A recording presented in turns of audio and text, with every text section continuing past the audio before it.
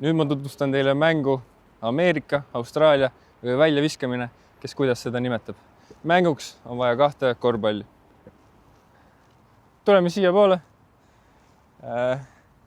Mängu võib alustada, kus iganes te kokku lepite.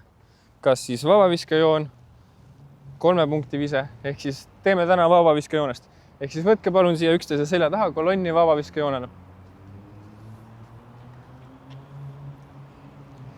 Ehk siis nagu ma ütlesin, mänguks on vaja 2 palli. Väga lihtne. Kui järgnev mängija, näiteks kui sina saad enne teda korvi, kui sinust järgmine mängija viskab enne sind korvi, siis sina langed välja. Ja kui see olukord juhtub, siis on justkui mäng seis, annate palli järgmisele. Proovime. Ja siin kohe, kui tema viskab, võib juba järgmine visata.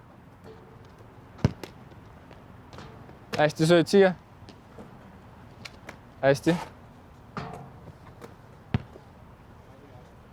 Võid visata.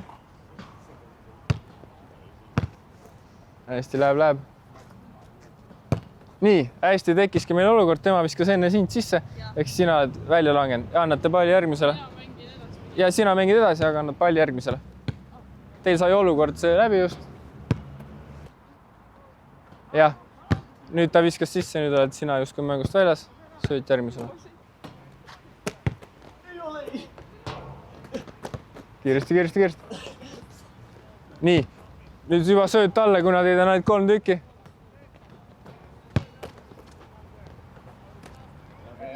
Jah, nüüd te mängite kahekesi. Proovime nüüd on kahekesi on keerulised, vaatame, kas saame hakkama, ehk siis nüüd te ei pea kellelegi söötma, on ju. Hästi.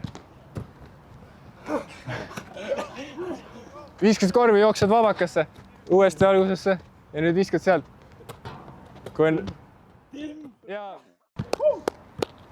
Hästi.